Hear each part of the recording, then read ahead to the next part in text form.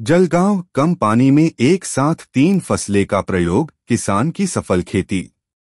किसान क्षेत्र में लगातार नवाचार कर रहे हैं। इससे उन्हें अच्छी आमदनी हो रही है। ऐसा ही एक प्रयोग पचोरा तालुका के कोल्हे के प्रगतिशील किसान रमेश बाफना ने किया है। इन किसानों ने अपने खेतों में त्रिफसलीय विधि अपनाई है और उन्होंने उस फसल को सफलतापूर्वक लगाया है और मक्के की फसल अब कट चुकी है। फसल अच्छी स्थिति में है और किसानों को अच्छे उत्पादन की उम्मीद है। उच्च उपज प्राप्त करने के लिए न्यूनतम पानी के साथ एक ही समय में 3 मिश्रित फसलों के साथ इसका सफलतापूर्वक प्रयोग किया गया है। रमेश बाफना ने एक ही समय में 3 फसलों से आय प्राप्त करने के लिए अपने खेत में ड्रिप सिंचाई का उपयोग करके और मिश्रित खेती करके अपने एकड़ खेत में त्रिफसलीय खेती का प्रयोग किया है। पानी की एक एक बूंद का उपयोग 3 फसलों के लिए किया गया है और इस प्रयोग ने किसानों के लिए एक मॉडल तैयार किया है। रमेश बाफना ने प्रायोगिक खेती कर रासायनिक खादों को त्याग दिया। 100% जैविक खाद एवं गोबर का उपयोग कर मिश्रित फसलें उगाकर अधिक आय प्राप्त कर सकते हैं। इससे खेती भी लाभदायक हो गई। उन्होंने बताया कि जैविक खाद एवं ड्रिप सिंचाई पर मिश्रित फसल लेने से अधिक आय होने से खेती लाभदायक है। पानी की हर बूंद का उपयोग किया गया, जिससे समय और धन की बचत हुई। इससे काफी आमदनी हुई। इसमें मक्का, सुबहुल, अरहर फसल का चयन किया गया है। उन्होंने खेत में 3 फसलें उगाने की योजना बनाकर एक ही समय में तीनों फसलों की उत्पादन लागत कम कर मोटी आमदनी पाने का रास्ता चुना है और वे इसे सफलतापूर्वक कर भी रहे हैं। तिहरी फसल में से अब मक्का का उत्पादन किया जाएगा। उसके बाद तूर और अंत में सुबाभुल का निर्माण किया जाएगा।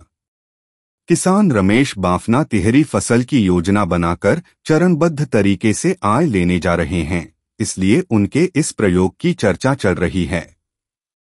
बाइट रमेश बाफना, प्रगतिशील किसान, कोल्हे उपजिला पचोरा, जिला जलगांव। नमस्कार, मी रमेशचंद्र बाफना, राहणार कोल्हे तालुका पचोरा, एक साधारण शेतकरी।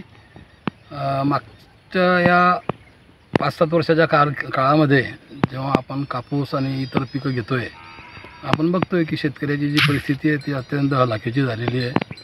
उत्पन्न दिवसेंदिवस कमी होतं आहे आणि त्यात भाव कमी, त्याच्यामुळे शेतकऱ्याच्या पदरात 2 पैसे कमी पडत आहे आणि तो पुन्हा अशा कर्जबाजारी होतो आहे। दरवर्षी एप्रिल मे मध्ये आपला एक कलमी कार्यक्रम असतो, जो आपण काय म्हणतो त्याला, मागची सोसायटी भरायची, पुढची घ्यायची। त्याच्यामध्ये आपल्याला फार काही आपल्या परिस्थितीमध्ये फरक पडला नाही आहे। या सगळ्या गोष्टींचा विचार करून मी वन शेतीकडे वळण्याचा विचार केला आणि हे करत असतानाच डोक्यात एक लक्षात आलं की जर आपण सुबाबूळ लावली तर आपल्याला 2 वर्षानंतर पैसे मिळतील, तर त्याचा जो खर्च आहे तो खर्च निघावा याच्याकरता मी माझ्या शेतामध्ये तिहेरी पद्धतीचा अवलंब केला। मी टिलरने 4x4 फुटावरती कॅऱ्या पाडून घेतल्या। एका कॅरीमध्ये दोघं बाजूला मी मक्याची लागवड केली। त्याच्यामध्ये मी सुबाबूळची रोपं कंपनीकडे विकत घेतली। रोपांनाही काही जास्त पैसे लागत नाही, 2.5 ते 3 रुपयामध्ये एक रोप मिळतं आणि त्या रोपाची मी 2-2 फुटावरती लागवड केली। दुसऱ्या 4 फुटामध्ये मी तूर घेतली।